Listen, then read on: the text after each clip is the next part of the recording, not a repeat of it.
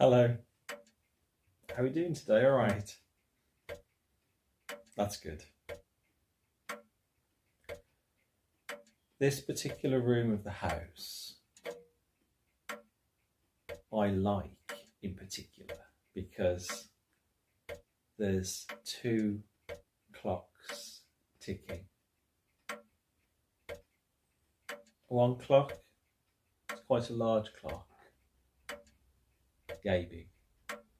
It's on the wall to your right, and the other clock is on a cupboard, and it's about yay big. Both are quite old clocks, so they've got a nice sound to them. And I'm hoping you can pick this up on the recording. And I'm going to do a 7-minute meditation, one of my 7-minute meditations in this room with this sound, with these clocks, because I find it quite mesmerizing. The larger wall clock has a pendulum, and it has a deeper tick tock and a slower tick tock. It's the one that's going tick tock, tick tock, tick, right there. And then the smaller clock has got a much more tinnier sound, and it's practically doing double beat. There we go. There's the wall clock. It's got a really nice tone to it. The chime decays really slowly.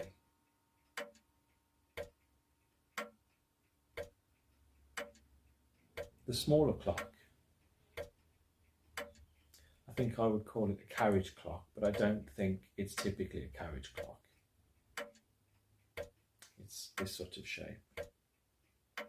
It's probably too big to be an actual carriage clock. It's just what I tend to call those kinds of clocks. But it's, as I said, it's tick-tock, tick-tock. It's double time to the wall clock. It's the one that's going tick-tock, tick-tock, tick-tock. And when you listen to the two clocks together, there's times where they're completely in unison, and it's like some kind of subtle drum solo, a quantum drum solo, if you like. And then the one will slightly go out of time to the other, and it takes about 20 seconds for them to synchronize again. And this phasing in and phasing out of the two clocks ticking and keeping their time is actually very mesmerizing. It's a meditation in itself to just sit and listen. It actually makes you feel quite dreamy and spacey. And regardless of what sort of day you've had, it's very relaxing. Calms you right down.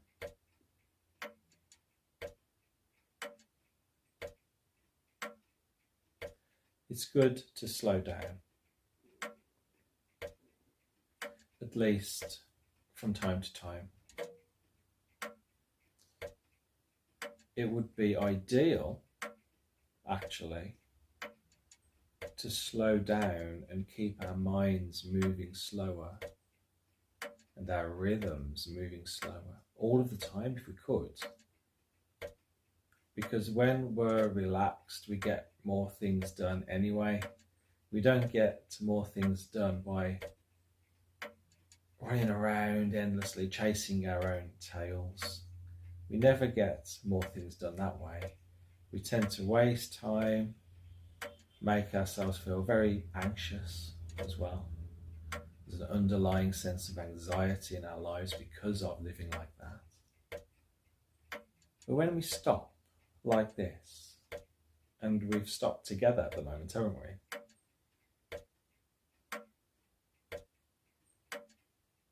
It helps you to remember that there is a rhythm to life. A rhythm, a tempo that underpins reality, if we want to get all cosmic about it. But we see these rhythms in nature every day. We see the cycles of the sun climbing into the sky, followed by the moon. And these cycles are dependable.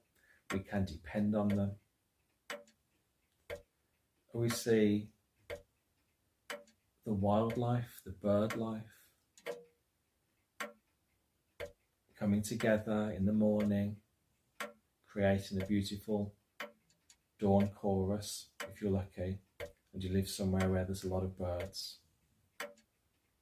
And the birds are all feeling the rhythm of nature, the rhythms of life, and they're singing in unison to these rhythms. And of course there's larger rhythms like the cycles of the seasons. We see the seasons come, spring, blending slowly into summer, blending slowly into autumn, and then into winter, and then back to spring. Everything comes to rest in the winter, and the high energy of life becomes distant as it rests. And then we can depend on the cycles to bring that high energy back, and it comes back the following year. And if we synchronize ourselves with these kinds of rhythms, the natural rhythms that are out there all the time, that we are intrinsically a part of, whether we like it or not, instead of synchronizing ourselves with the mundane reality that has us chasing our own tails and never getting anything done, and straight away we start to feel a lot happier in ourselves, in our lives, in relation to ourselves, and in relation to the people around us. We find a balance, we find a rhythm that is comfortable, that is our true nature. And we start to feel a gentle sense of joy that is there all the time, underneath the noise, the hustle and the bustle. It's always there, but we have to stop that endless spinning. However we are spinning, and however our lives have got us in a spin, we have to stop in order to appreciate these subtle rhythms of life that go to make up what we are, what we really are, who we really are. It's a good exercise. And the more you stop and appreciate the subtlety of these rhythms, the easier it is to feel these rhythms when there's loads happening around us, when we haven't stopped, when we're in the thick of it. We can still feel that gentle sense of joy, that rhythm of life underneath it all, pulling us along.